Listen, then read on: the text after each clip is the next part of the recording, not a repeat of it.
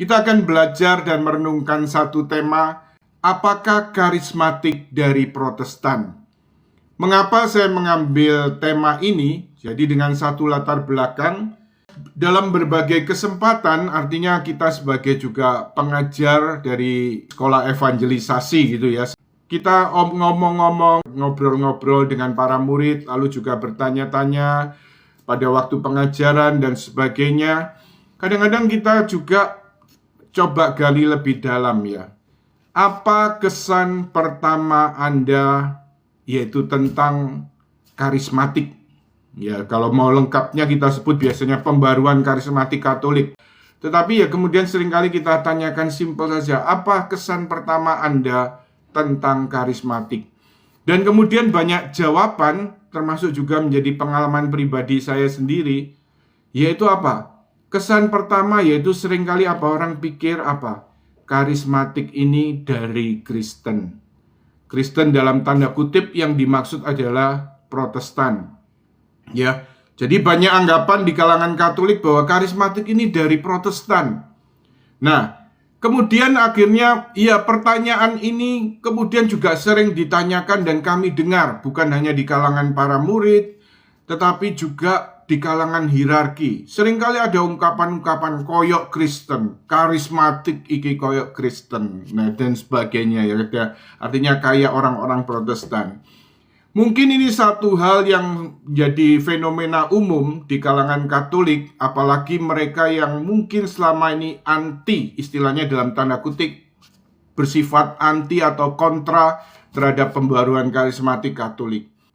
Kesempatan ini kita akan lebih berbicara tentang fakta. Kita tentang fakta dan juga sejarah yang berbicara.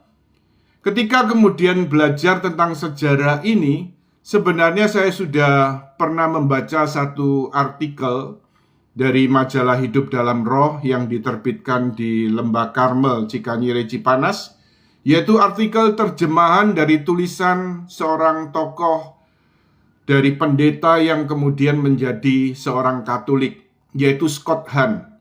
Ya, jadi tulisan yang ditulis oleh Scott Hahn kemudian diterjemahkan bahasa Indonesia, kemudian memuat sejarah yang akan kita bicarakan sebentar lagi.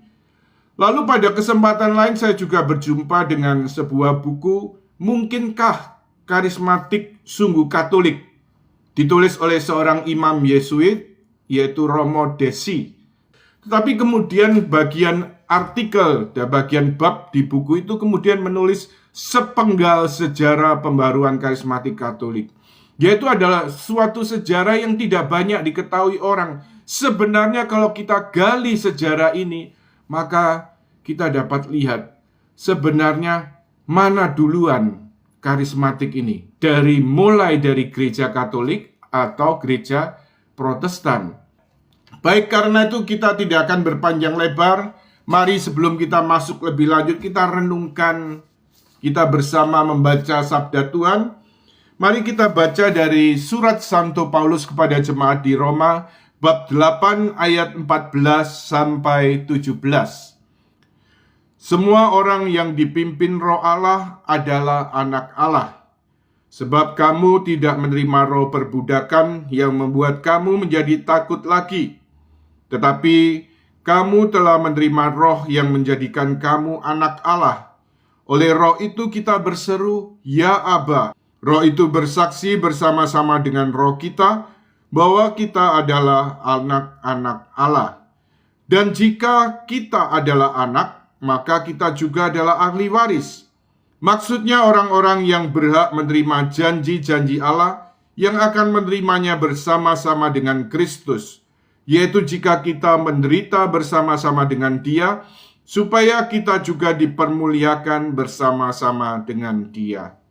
Demikianlah sabda Tuhan. Syukur kepada Allah. Mari kita hening sejenak, kita resapkan sabda Tuhan dalam hati kita. Amin. Baik, kita lihat dari surat Santo Paulus kepada jemaat di Roma ini bab 8 ayat 14 khususnya ya. Semua orang yang dipimpin Roh Allah adalah anak Allah. Ya, dalam satu pengajaran yang diberikan oleh seorang imam, kemudian beliau ini mengatakan ya, bahwa teks dalam bahasa Indonesia ini kurang kuat bila dibandingkan terjemahan dari bahasa aslinya. Kata dipimpin itu lebih tepat kata digerakkan. Ya, ini ke dalam hal ini saya ungkapkan ini karena ya ini urusannya para ahli kitab suci ya dalam hal ini. Tapi kalau kita mau lihat kata-kata dipimpin tadi, kemudian kita menggunakan istilah digerakkan, semua orang yang digerakkan roh Allah adalah anak Allah. Jadi semua orang yang digerakkan oleh Roh Kudus, roh Allah adalah anak Allah. Jadi ini adalah ciri-ciri anak-anak Allah. Kita dapat disebut sebagai anak Allah kalau kita sungguh-sungguh hidup kita digerakkan oleh Roh Kudus. Dan kemudian lebih lanjut teks ini Santo Paulus mengungkapkan, sebab kamu tidak menerima roh perbudakan yang membuat kamu menjadi takut lagi, tetapi kamu telah menerima roh yang menjadikan kamu anak Allah. Oleh roh itu kita berseru, ya Aba, ya Bapa. Roh itu bersaksi bersama-sama dengan roh kita bahwa kita adalah anak-anak Allah. Jadi oleh Roh Kudus, oleh roh itu kita berseru kepada Bapa, kepada Allah Bapa kita, ya Aba, ya Bapa. Ya. Lalu roh itu juga memberi kesaksian bersama roh kita bahwa kemudian apa? Roh itu bersaksi bersama-sama dengan roh kita bahwa kita adalah anak Allah. Allah Roh Kudus, pribadi ketiga dari Tritunggal Maha Kudus ini sungguh-sungguh artinya sangat-sangat penting dan menjadi jiwa kehidupan kita sebagai orang-orang Kristiani, sebagai murid-murid Kristus.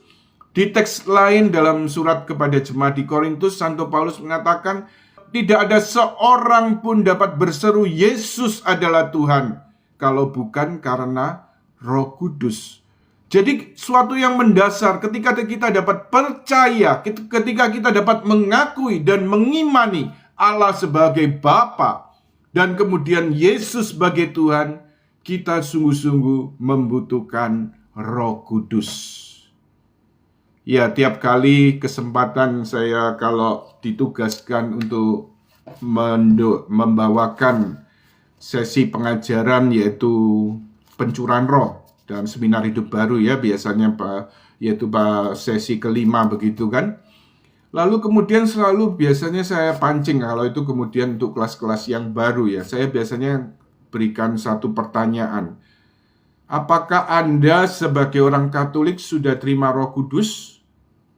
Ya kadang-kadang masih bingung juga kalau masih baru sama sekali ya. Tapi kalau misalnya sudah kelas lanjutan, biasanya dengan tegas, ya sudah, kami sudah terima. Ya, kita orang-orang Katolik sudah terima Roh Kudus saat kita menerima sakramen baptis dan sakramen krisma. Ya, itu jelas. Lalu kemudian lebih lanjut, saya tanya lagi, apakah Anda pernah berdoa pada Roh Kudus? Sebagai orang Katolik, apakah Anda pernah berdoa kepada Roh Kudus? Lalu biasanya apa?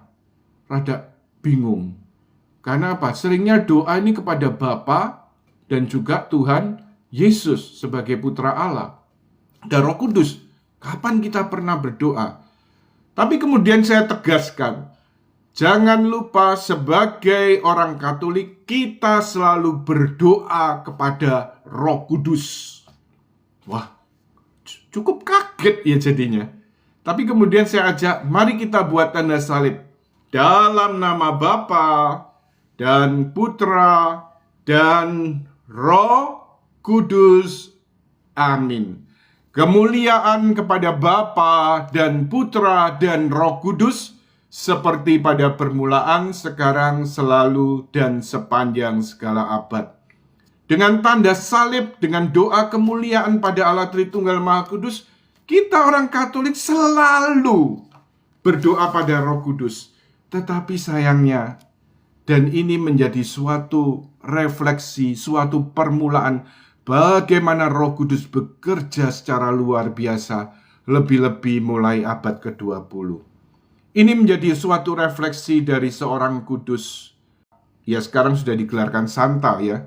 Jadi oleh Paus Yohanes ke-23 diangkat menjadi Beata, lalu oleh Paus Fransiskus kemudian digelarkan sebagai Santa, Santa Elena Guerra. Kita mulai dari sini bicara tentang sejarah pembaruan karismatik Katolik. Jadi dalam hal ini juga menjadi refleksi dan perenungan Santa Elena Guerra. Roh Kudus adalah pribadi ketiga dari Allah Tritunggal Maha Kudus, tetapi sayangnya pribadi ini sering dilupakan. Ya contohnya tadi ya, setiap kali saya tanya, apakah orang Katolik selalu berdoa pada Roh Kudus? Bingung. Padahal setiap hari, setiap saat kita buat tanda salib dalam nama Bapa dan Putra dan Roh Kudus. Amin. Jadi kita tiap kali buat tanda salib, kita berdoa dalam Tritunggal Maha Kudus, Allah Tritunggal Maha Kudus, Bapa, Putra, dan Roh Kudus. Kita juga mengenang dan merenungkan misteri cinta kasih Allah yang dibuktikan melalui salib Kristus. Pemberian diri Kristus yang sehabis-habisnya melalui pengorbanan dan wafatnya di kayu salib. Jadi sungguh-sungguh sebenarnya semua orang Katolik ini pasti doanya, doa apapun ya, selalu apa? Dalam nama Bapa, Putra, dan Roh Kudus. Ya. Tetapi kemudian kita mulai belajar apakah karismatik dari Protestan. Baik, kita akan mulai. Sudah siap Anda? Dan setelah selesai, kemudian dapat kita buat kesimpulan apakah karismatik itu dari Protestan, apakah karismatik itu sungguh-sungguh Katolik. Oke, kita ketika berbicara tentang sepenggal sejarah dari pembawaan karismatik Katolik ini tidak terlepas dari seorang tokoh dalam gereja Katolik yang kita kenal sekarang sebagai Santa Elena Guerra, yaitu hidup dari tahun 1835 sampai 1914. Jadi kita perlu latar belakang ya, kalau karismatik Protestan ini mulainya kapan? Umumnya kemudian mulai disadari yaitu melalui gerakan Pentakosta modern, kelahiran gereja Pentakosta yang dimulai dengan Topeka Revival. Topeka ini ada di Kansas, Amerika Serikat, yaitu pada tahun 1901. Lalu kemudian satu tokoh yang membuat akhirnya menjadi booming gerakan Pentakosta tadi. Kalau tadi permulaan Topeka Revival, lalu kemudian satu tokoh yang membuat booming yaitu pendeta William J. Seymour, yaitu tahun 1906. Kemudian akhirnya dari gerakan Pentakosta modern ini kemudian pada pertengahan 60 di kalangan Protestan ini berkembang juga gerakan karismatik. Sekarang kemudian ini satu sejarah yang artinya sebenarnya tidak berhubungan ya, tidak ada hubungannya. Tetapi kita lihat bagaimana kemudian gereja Katolik, bagaimana sejarah munculnya karismatik. Sekali lagi satu pertanyaan, jangan lupa dari tema ini, apakah karismatik dari Protestan? Kalau mau ditambahkan, atau sungguh-sungguh Katolik? Oke, mari kita ikuti sejarah ini. Satu tokoh di mana yang kemudian dianugerahkan oleh Roh Kudus pada zaman modern ini, yaitu Santa Elena Guerra, yang lahir tahun 1835 dan meninggal 1914. Santa Elena Guerra ini dari Lucca, Itali, ya, jadi di daerah Itali sana. Tetapi kemudian rupanya dia dalam satu iklim kerohanian yang ada di Itali pada waktu itu, pada zaman-zaman itu. Jadi kemudian iklim kekatolikan, lingkungan Katolik sangat kuat ya.